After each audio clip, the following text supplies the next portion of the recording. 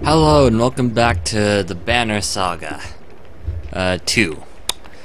I'm just gonna take it right now to say, since we're so early on the series, this is obviously spoilers. If at any point in time you think you might want to play this, go back and play the original. And even if you don't, I'd highly recommend doing it, because I'm probably going to do a horrible job of explaining stuff and will really help you understand the story. Also, it's an amazing game. I gotta get the soundtracks. They're great. Award-winning for the first one, and I really enjoy them. Basically, that aside, let's continue. It's a new chapter. The traveling merchants are surprisingly well stocked, Ubin, the old Varl dubbed scrivener, says. Since Borzgard, our numbers have grown. People have scavenged for food, eaten it too. Regardless, we'll need plenty of supplies considering our destination. Where can I find these merchants? What kind of supplies? Thanks, Ubin. Let's go with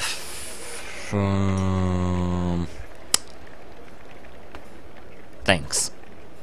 Of course, he says. Oh, almost forgot. There's something ruffling the feathers of the ravens, the mercenaries who followed us from Borzgrad. Chat with their leader, Bolvrek, but be careful. He's not like other Varl. This medallion gives you information about where your caravan, including population, supplies, renown, and the number of days that have passed. The banner indicates that you have enough supplies to provision your caravan for 28 days of resting or travel. A larger population requires more supplies per day to survive. You can acquire additional supplies at this market. Click on the market to see what's available. These are the supplies the merchants has available. He will give you 5 renown. Will give you 5 per renown, and you need 5 supplies per day to survive. This is what you have. Your 141 supplies will last for 28 days. You have 35 available renown to purchase supplies. Click this button to add 15 or more supplies. I'm gonna do this because my last game, if you notice, I didn't have a lot of people. Because last game my caravan kind of starved for a while. Yeah. I had difficulty on the final boss, and we don't have a lot of fighters, so we're kind of weak. Like, it's a problem. Like, pretty sure most of my clan kind of died out. Yeah. But I didn't go from normal to easy, so at least I played the entire game on normal, I guess. Now that you've added to your supplies, you must confirm the change by pressing the button. Markets also have available items. Items are equipped by your heroes and can provide a great advantage.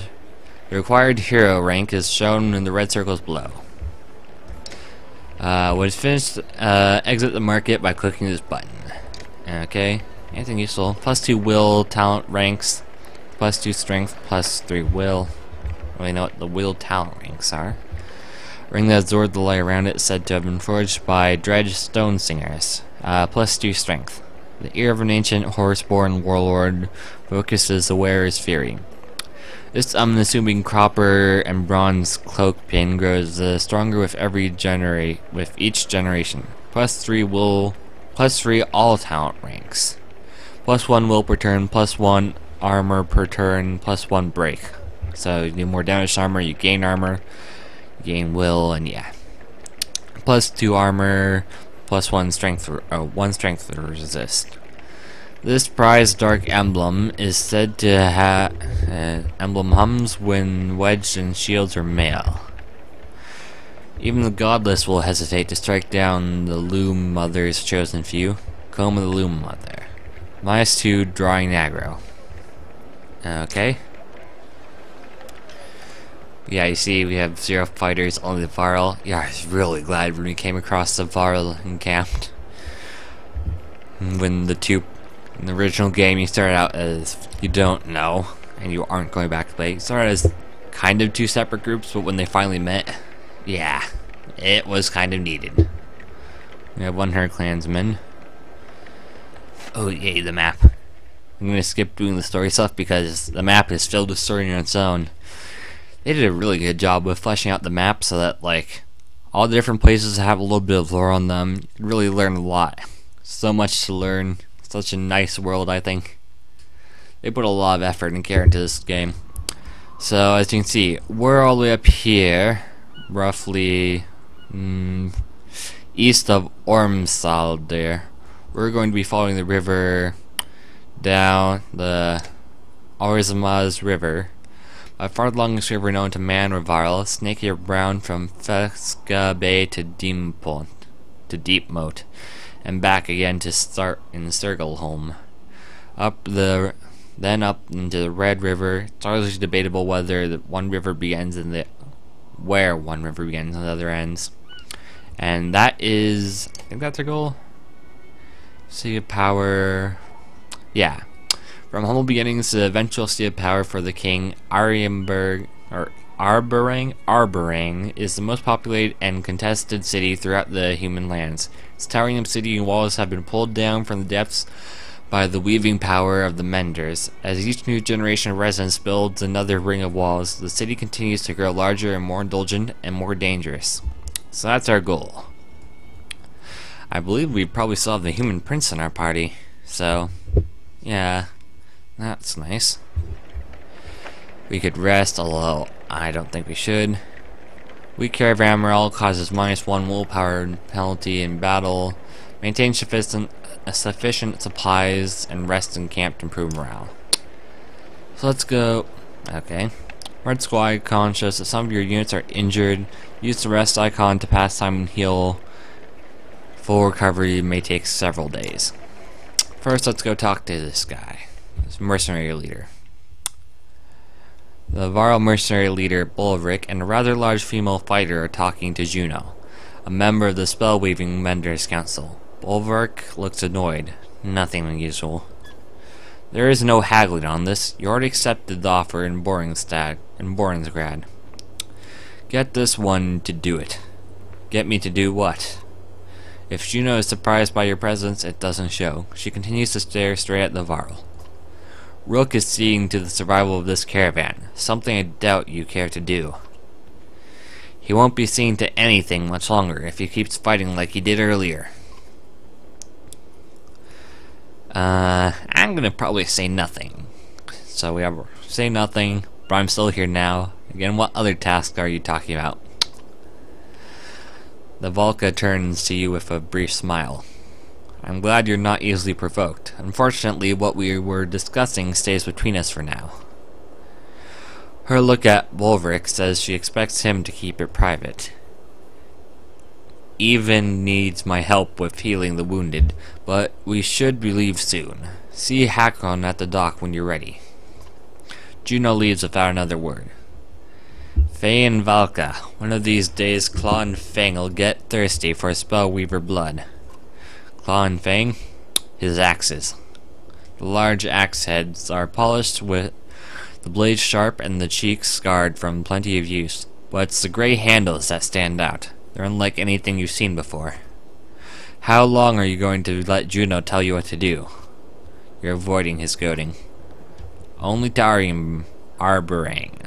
Then it's to King Minos's job. Like he's got the answer to this. He'd really piss himself if he ever saw a dredge. The pig-tailed fighter laughs. Have we met? I'm Volka, a shield maiden in charge of keeping the ravens alive. Bolvik gives her a stern look, but she doesn't back down. I already know who you are, chieftain. I heard there's a problem I should know about. Do you have a better idea than Arienberg?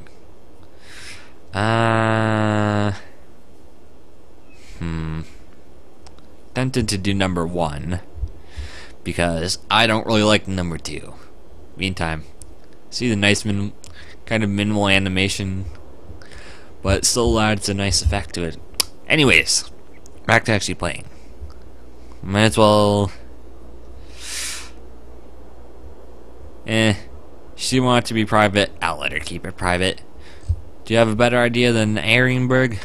Yeah, make a new plan. You think of some walls and a king are going to save you? Or you think some walls and a king are going to save you?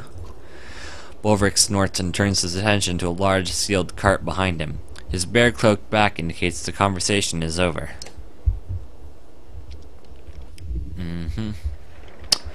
So now we have this person who I forget her name.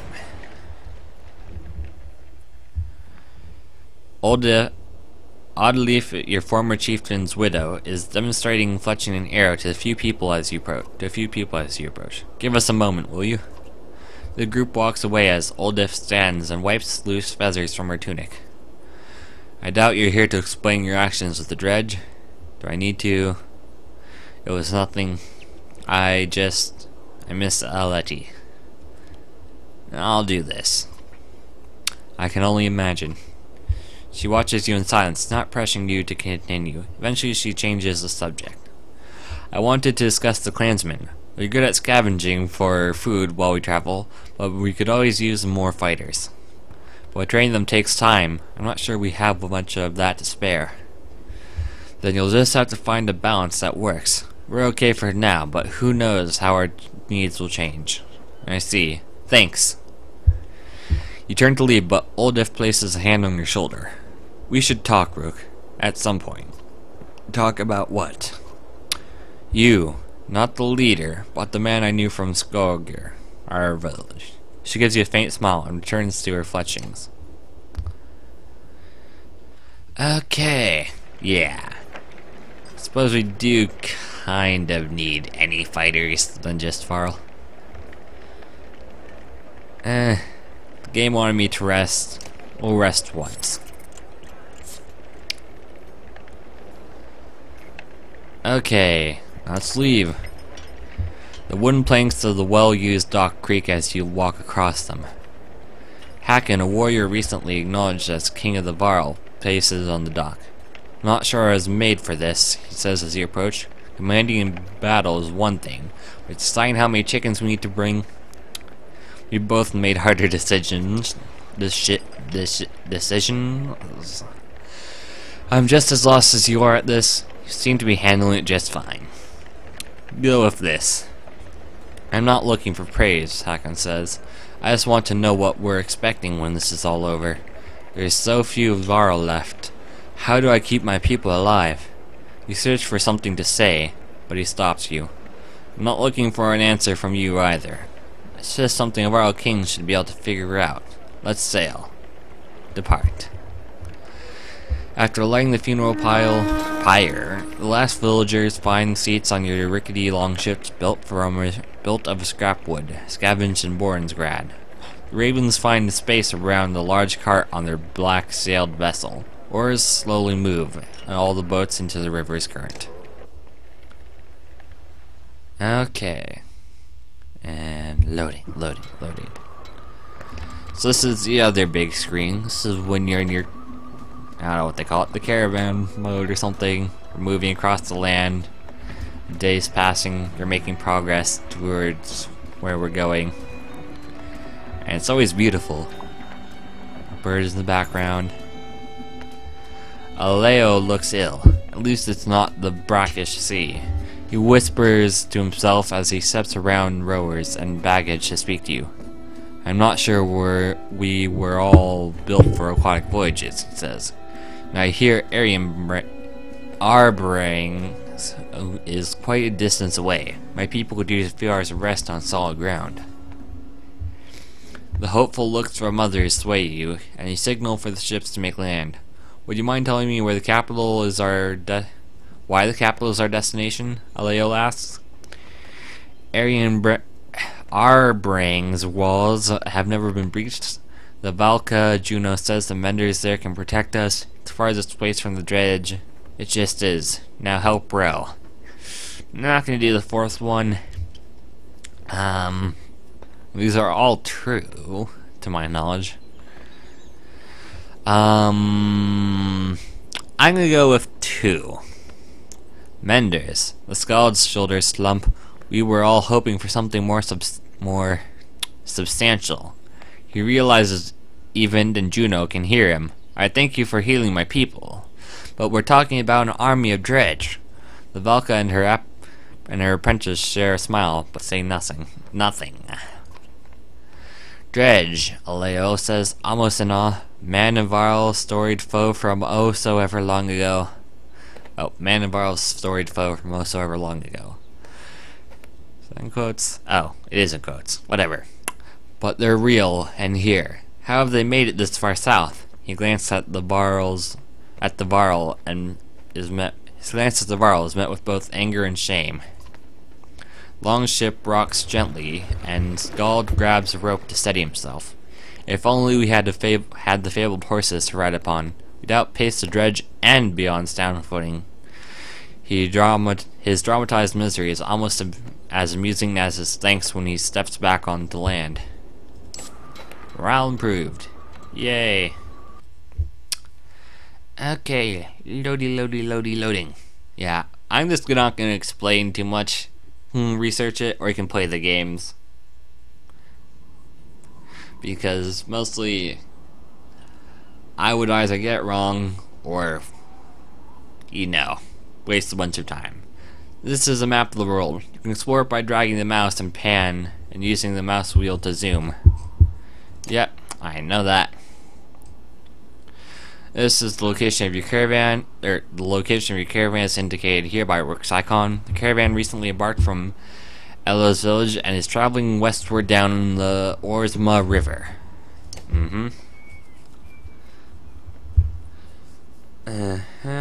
Prior to arriving at Aleo's village, the caravan hurriedly embarked from Borisgrad in the wake of devastating siege laid by Belger and his armies.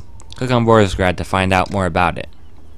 An aging and senile mess of a city that can't remember whether it wants to sell you something or steal everything you've got. While Ormsdaler grew early into an important hub of trade, its twin city, Borisgrad, became a place to buy things nobody else was willing to hawk. It's greatly supported by the potent items harvested in the Reykjavik and Tristel, and plagued by huge disparities between the extremely rich and the suffering poor. That's the next big city we'll probably encounter. Though, who knows, maybe a few godstones or something.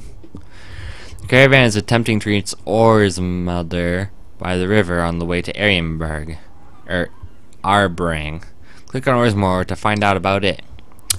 As Strom led some of the first men east, Ormsdalr was one of the most important places they settled. Nestled in a crook where the Orzmar River splits, if Borisgrad and Ormsdalr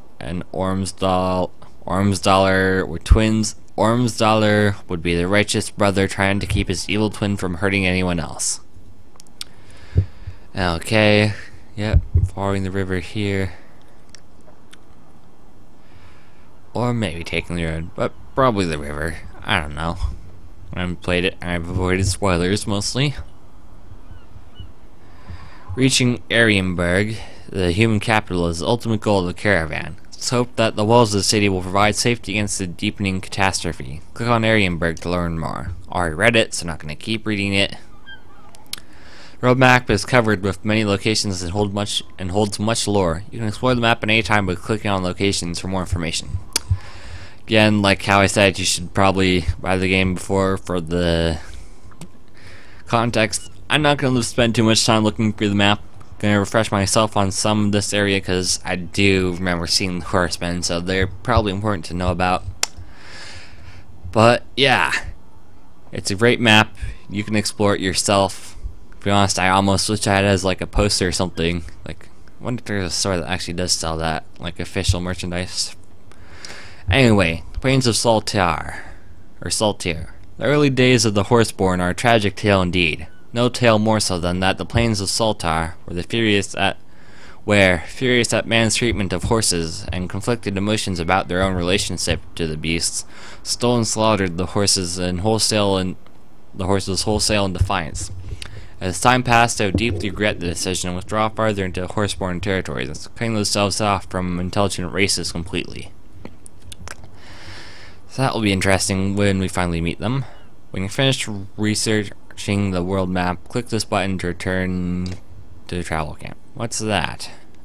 It's just the general region.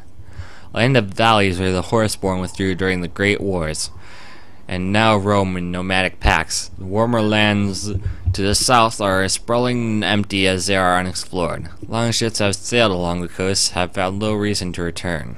aka it's probably prosperous, or at least a good place to settle, or they all get killed. One of the two. There's this side. A sticky mire of mud and marsh, and a crushing disappointment to Strom and the other early men hoping to carve out a new land for themselves in the east. Even the horseborn do not linger where the earth pulls in unwary into the ground with every seeping step. Okay, so yeah, you can probably look around the map if you buy the game yourself. Links in the description. I'm gonna get back to playing. Maybe I'll end the episode here. I'll do maybe 5-10 more minutes so we actually do something. Return to the map at any time during travel by pressing this button right here, map, like we did earlier.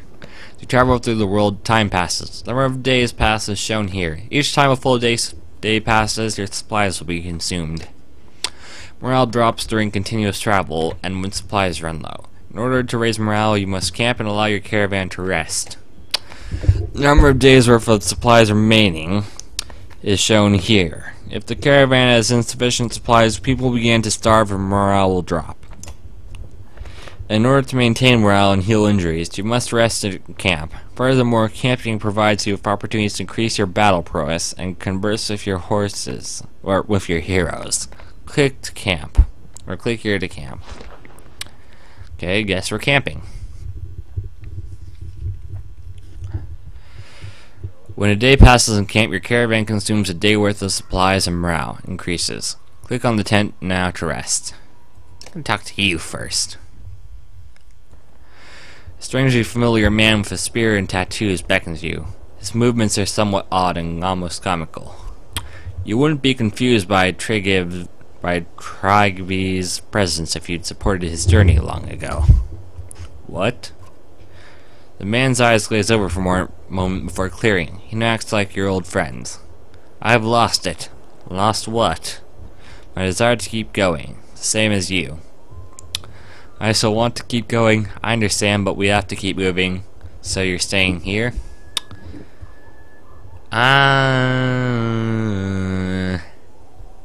Let's do this. Bah, you don't really mean that. But you did, once. And you will again, unless you go down with your ship, Captain. Trigby starts laughing. It's disturbing, and as you walk away, you hear him singing. Yellow and blue will lie to you, lie to you, lie to you. Only actually sung, not just like that. When day passes, yeah. Fine. Anytime you can visit the Heroes Tent to inspect and promote your heroes. Click the Heroes Tent now. I'm gonna try to keep at least 10 renown because I have a feeling we'll need it. Our items are shown at the bottom of the roster. Drag items onto your units to equip them. Items can only be equipped by characters of equal rank. Promote your units to equip higher rank items. Click on an item for far more information. Click on a unit and view its stats and promote it. Click on the ability to learn about the ability. Impale. Impale knocks back a tile. Yeah, here's a flavorful description. Spearman skewers his enemies, doing normal strength damage before kicking them away, doing knockback and causing them to bleed. If they move on the next turn, the character who's bleeding will take 1 strength damage for each tile they move, which can be especially deadly for enemies that are moved against their will. Ooh, it's a nice combo and tip. So yeah, here's the people we have, our general band of people. Rook, Egil, someone from somewhere. To be honest, he was with Ivor, I believe. Yeah, he's from the start. Odalif, so the mayor's wife who died and left us, means that we're in charge of our clan. Mogun, Avarl, I believe. No, I think he's one of, he's someone. I don't really remember. No longer interested in playing it safe, Moon finds himself at odds with the civil nature of the caravan. He joined when he and his twin brother Nogan left their village. He feels the world is ripe for the taking by anyone bold enough to try. Yeah, forget if his brother is still here, because I seem to remember them fighting or arguing. Even his relationship with the Valka Juno is clearly more than that of an apprentice. He also seems battle capable in such a powerful way that many of the clans have been keeping their distance. Conversely, he unselfishly used his mending to heal the wounded and help around the camp. Despite his nervous energy, Evian possesses a diplomatic demeanor and an unexpected confidence. Okay. We have Nid. She's someone in her clan, I believe. A mother of 3, Nid comes from a life that never had to worry about things like dredge destroying her home. Town of Frostville, but was adapted better than anyone expected. So yeah, she's from one of the villages we came across. Drakon, he is the king now. Ooh, 2 points. What is this? Dodge. Exertion is the amount of willpower you can use on any given action. Locked must max stat. I'm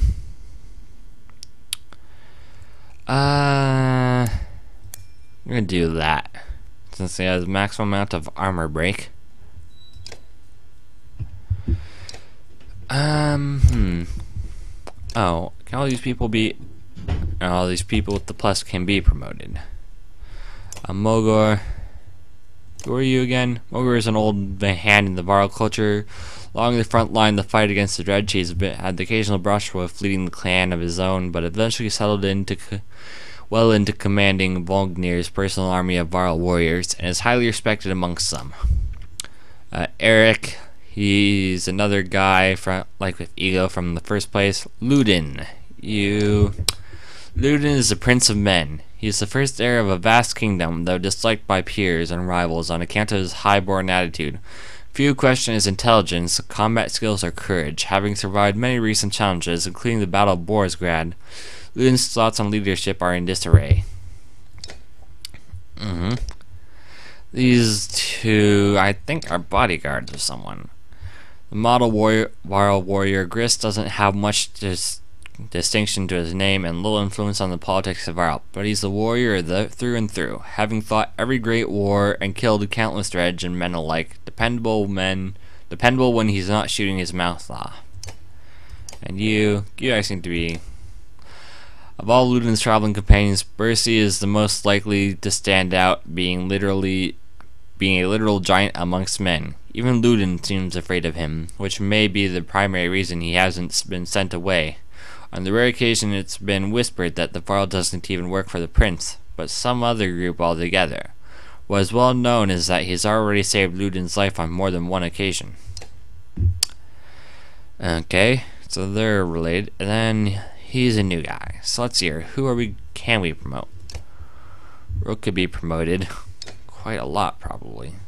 But right now, you're in my troop. You're in there. You're in there. Cause you're all. You were at one point in here. I like you. I'm gonna promote you.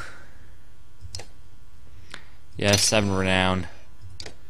And yeah, sure. Spend another 9 renown to get you up to level 5.